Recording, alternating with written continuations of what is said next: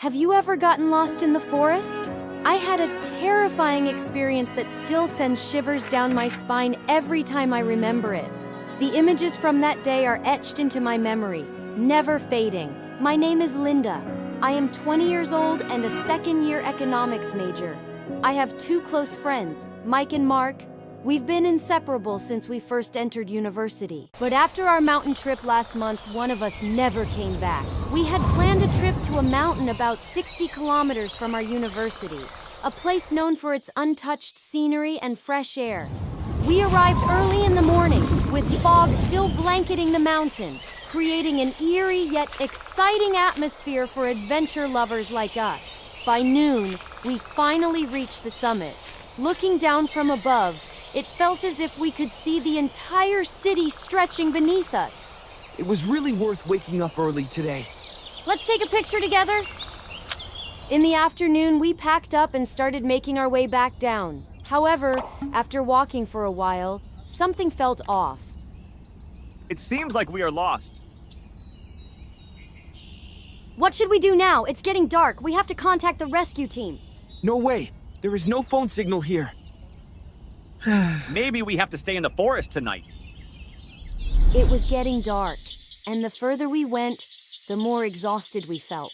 Our food and water had run out, but fortunately we came across a stream, so we decided to set up camp there for the night. I'm having a really bad stomachache. I need to go to the bathroom for a bit. A long time passed, but Mark still hadn't returned, making us start to feel worried, so we searched for him together. Suddenly, slow, chilling footsteps echoed ahead, as if someone or something were approaching. Looking through the flashlights, we saw a man in black walking towards us in the distance. Who are you? Today will be your day of death. As the man pulled out a blood-stained knife, a wave of fear surged through me. Without thinking, I grabbed Mike's hand and we bolted into the darkness. While running, my foot tripped over a trap. A sharp pain shot through my ankle and I fell to the ground. Mike skidded to a stop and ran back to me. Desperately, he tried to free my leg from the metal jaws of the trap. I looked up and saw the man's shadow closing in on us. Panic gripped me. I wanted to scream, but terror strangled my voice. Finally, Mike managed to pry the trap open. Without hesitation, he lifted me onto his back and carried me forward, running as fast as he could. Mike kept carrying me for a long distance through the night. Then we saw an abandoned house in front of us, so we ran inside and treated the wounds. He laid me down on an old bed, looked at me with concern, then quickly sat down to bandage the wound on my leg. Mike had just finished bandaging my wound when footsteps echoed outside, and we hurriedly crawled under the bed. From the inside looking out, I saw the man's legs slowly stepping into the house as if searching for prey. Mike and I tried not to make a sound, holding our breath as we stared at the feet walking back and forth beside the bed. My foot suddenly touched something soft beside me. When I turned to look, it was the corpse of a man, his eyes wide open. I jumped back, recoiling instinctively, letting out a soft gasp in the stillness. The man's legs suddenly stopped and he walked over to stand in front of the bed. Mike and I clung tightly to each other in fear. The man chuckled softly and said, Got it. We were dragged outside by the man and tightly bound.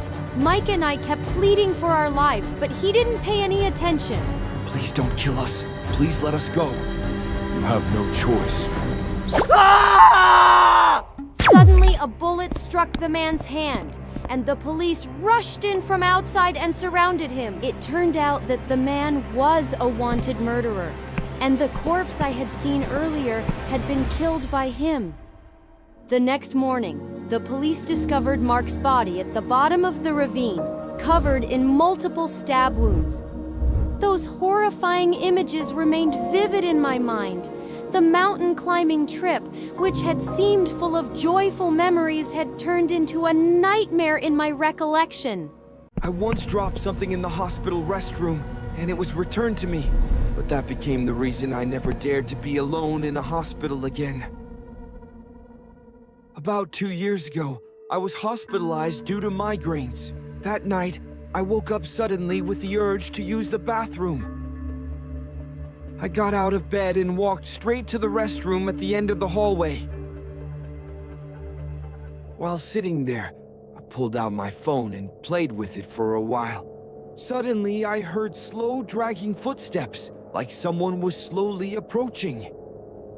I looked down through the gap beneath the door. I saw a pair of wrinkled, skinny feet, probably belonging to an elderly person, maybe in their 60s or 70s. At first, I didn't think much of it, assuming it was another patient like me.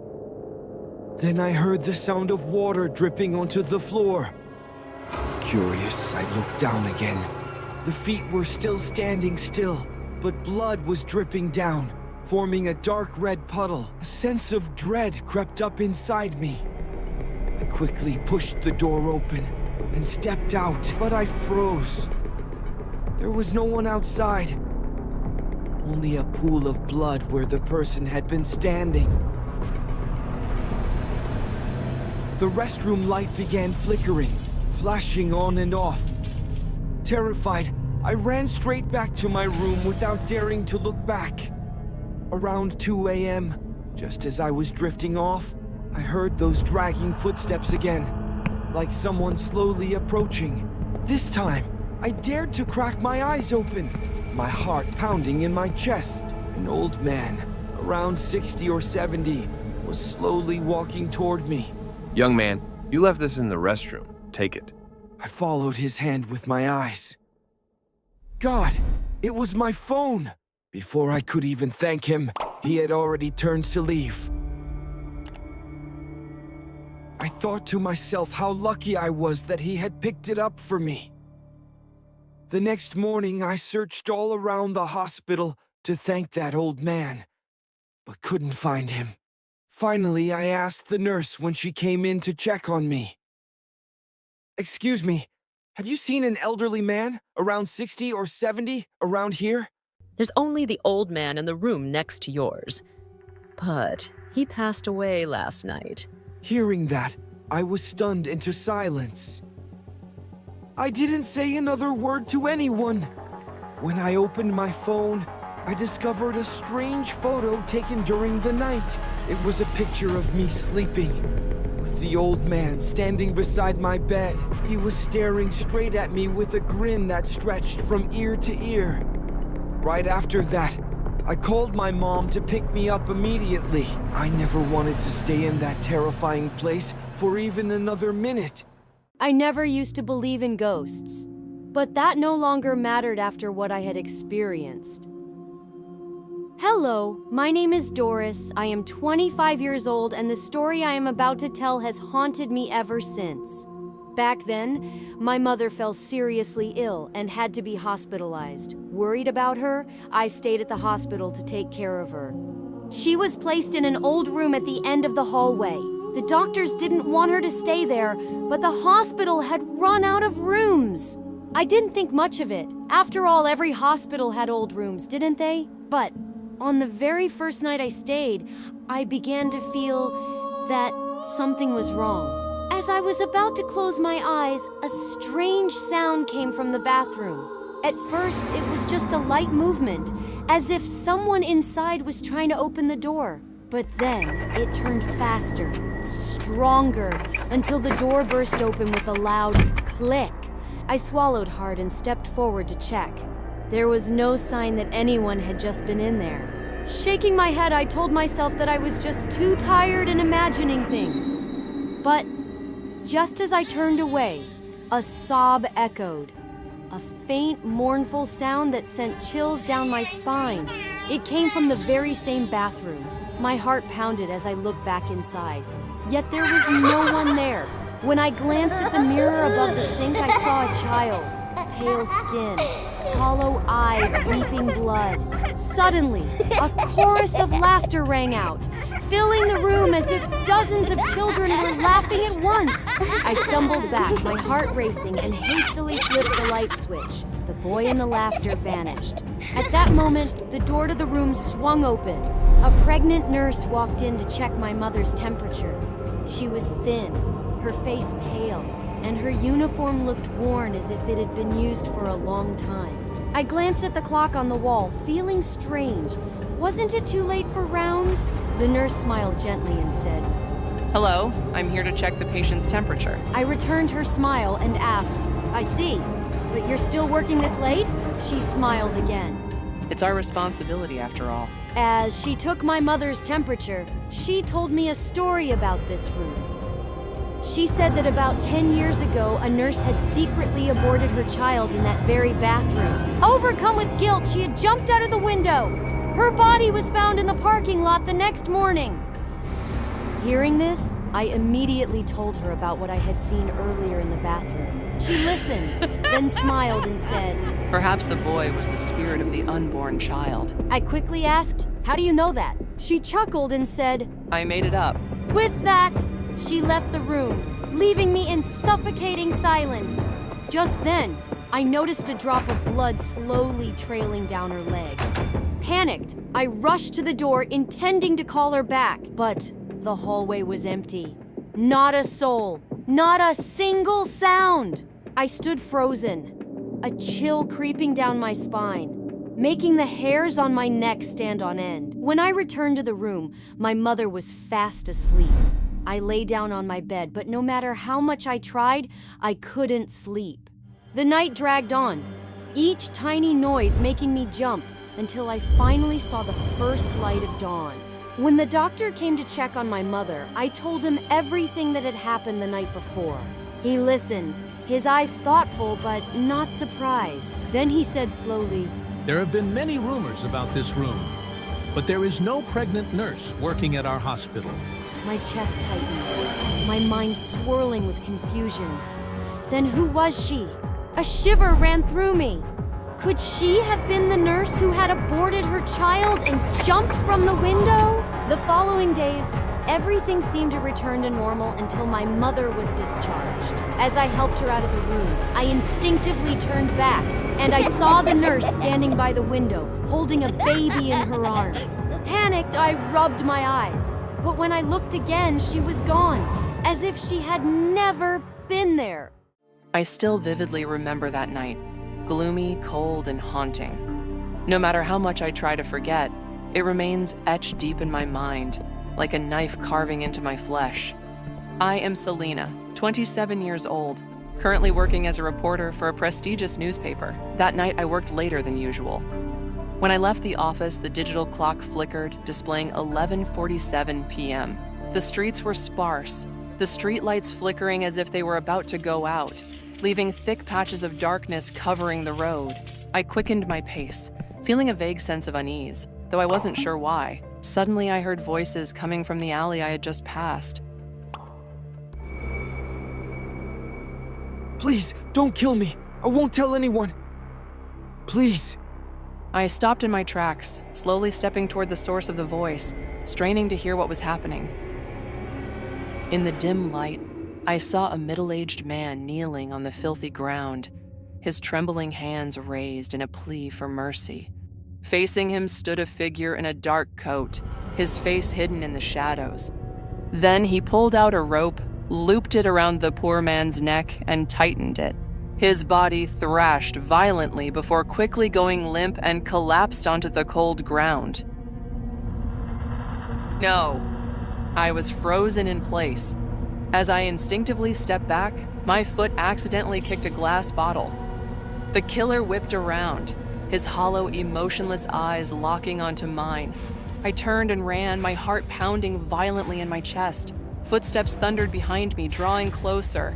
With trembling hands, I pulled out my phone, my fingers shaking as I dialed 911. There's a murderer. He's chasing me. I glanced back. He was gaining on me. Panicked, my heel caught on the uneven pavement, sending me tumbling forward. My phone flew from my grasp, skidding across the ground before cracking. I panted, my knee throbbing in pain, but I couldn't stop. With no other choice, I pushed myself up and limped forward, hoping the police could trace my call. I made a sharp turn into another alley, only to realize too late that I had run into a dead end. Trapped, I turned to face the killer. A smirk played at the corner of his lips. Go on, run. Do you really think you can escape? Stay back. I already called the police.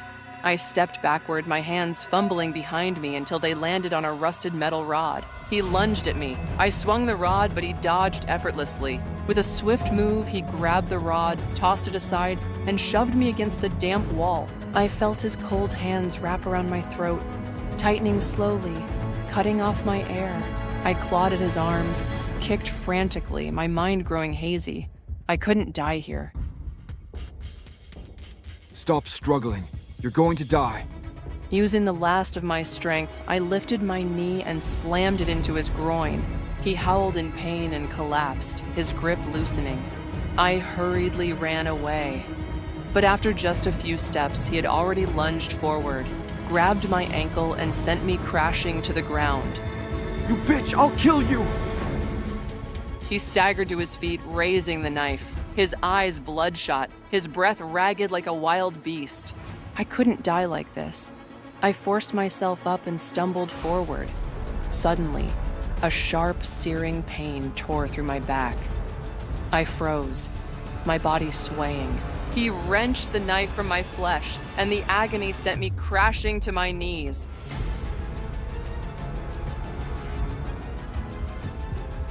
It's time to end this. Please, don't kill me. I didn't see anything. Too late. Anyone who sees me dies. Just as I was about to surrender to the darkness, hurried footsteps echoed in the alley, growing closer. The killer stiffened, his knife poised mid-air, eyes darting toward the alley entrance. A few police officers, guns at the ready, were running toward me. Drop your weapon. The killer sprang to his feet, a manic glint in his eyes, and charged at the officers, knife in hand. A bullet pierced straight through his chest, the gunshot echoing loudly, shattering the silence. His body jerked, stumbling back before collapsing onto the cold pavement. Before I lost consciousness completely, I felt myself being lifted and rushed out of the alley. I woke up in a hospital bed. My throat dry and burning, each breath labored. A sharp pain radiated from my back, piercing through every fiber of my body when I tried to move. Sometime later, a police officer arrived to take my statement. He told me the killer had died that night. He had been hired to assassinate the middle-aged man due to a business dispute. In the following weeks, I returned to work. My wounds had healed, but the memories of that night still haunted me. Every time I passed that alley, I could still feel the chilling grip of fear wrapping around me.